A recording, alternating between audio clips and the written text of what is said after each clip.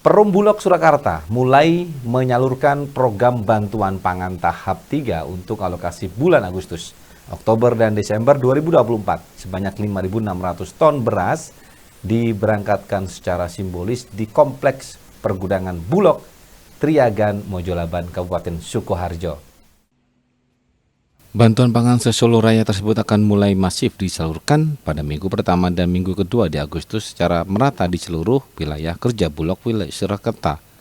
Usai pendistribusian, pemimpin cabang Bulog Surakarta Adi Nugroho menyampaikan bahwa 5.600 ton beras ini disalurkan kepada 564.080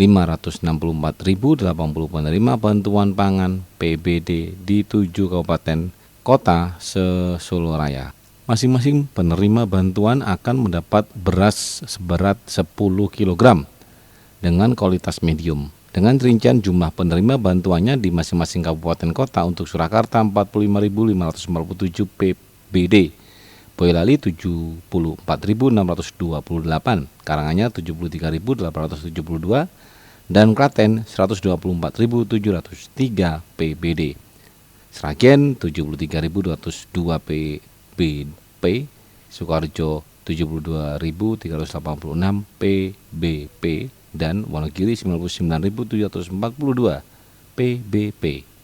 Andi menambahkan bahwa penyaluran bantuan tahap ini akan dilaksanakan sesuai dengan arahan Badan Pengawas Nasional Bappenas, sedangkan untuk penyaluran akan dilakukan dalam 3 bulan, yakni Agustus, Oktober, dan Desember. Kita sampaikan kan biasanya beberapa periode atau beberapa bulan kan juga biasa kita udah informasikan atau rilis ke beberapa media. Cuma ini yang update sekarang secara stok sih kurang lebih kita se-Solo Raya ini Bulog cabang Surakarta itu masih ada persediaan kurang lebih 25.000 ton.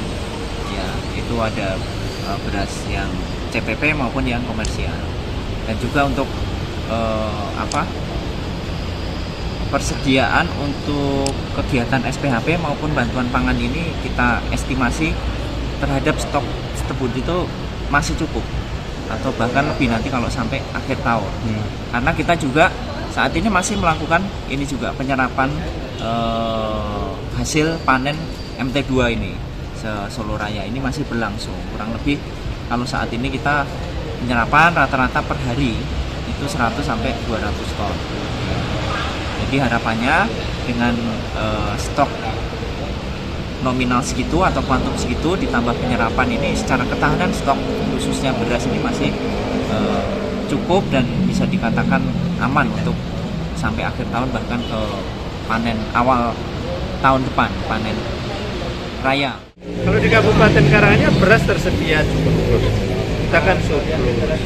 Cuma harga itu kan mengikuti harga pasar. Sehingga kalau di luar daerah itu harganya naik, otomatis di Kabupaten Karanganyar mereka juga ikut menaikkan. Ya, kalau ketersediaan barang kita nggak ada kekhawatiran, barang kita cukup. Hanya kita menjaga supaya situasi harga kita, beras kita itu bisa relatif terjaga di angka yang sudah ditetapkan di HIP. Harganya naik karena faktor musim kemarau ini atau gimana, Pak? Kemarin panen raya kan sudah selesai, ini kan musim tanam lagi. Nah, proses karena beras Karanganyar itu kan tidak hanya dinikmati warga Karanganyar, sebagian besar juga dikirim ke luar daerah, dan kita sudah mekanisme lumbung itu kan sekarang sudah tidak lagi seperti dulu.